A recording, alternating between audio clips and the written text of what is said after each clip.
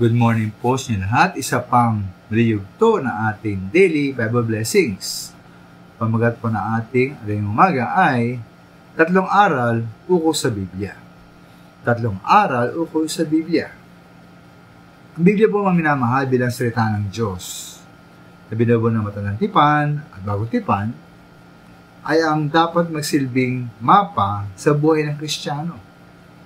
Kaya bilang manlalakbay sa buhay na ito, kapag hindi natin ito binasa at kinonsulta, tayo pitiyak na nililigaw at mapahamak.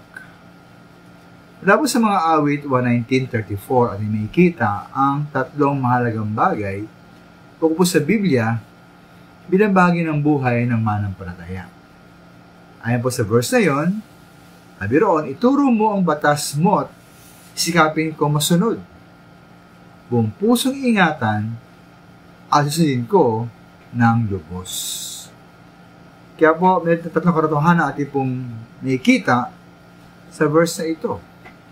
Una-una po, tayo ay umasa tayo sa turo at gabay ng Diyos upang ating maunawaan ang kanyang salita.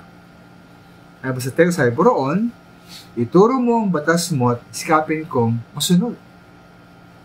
Ay nga po sa verse 18, sa mga gawa, o mga awit 119, sabi po sa verse 18, buksan mo ang paningin ko pagkat nanabik masdan, kabutiang idudulot sa akin ng iyong aral.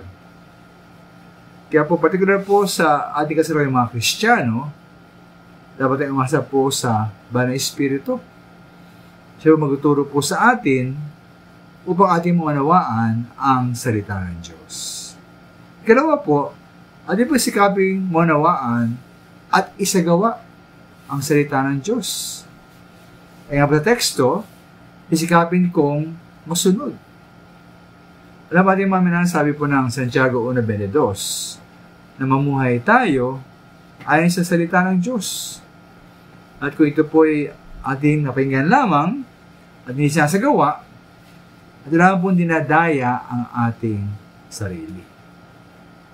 Katlo po, dapat ay lubos at sakdal ang ating pagpapahalaga at pagsunod sa Biblia. Ay nga po sa mga awit sa teksto, sabi niya po roon, ito ay buong puso niyang iingatan at susundin po niya ng lubos.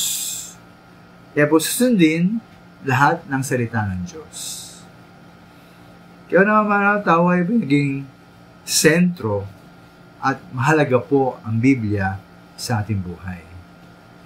Tayo masa po sa gabay ng Banal na Espiritu, tayo po ay magsagawa ng salita ng Panginoon at ipong pahalagay ito ng lubos at sakdal sa ating buhay. Maraming salamat po.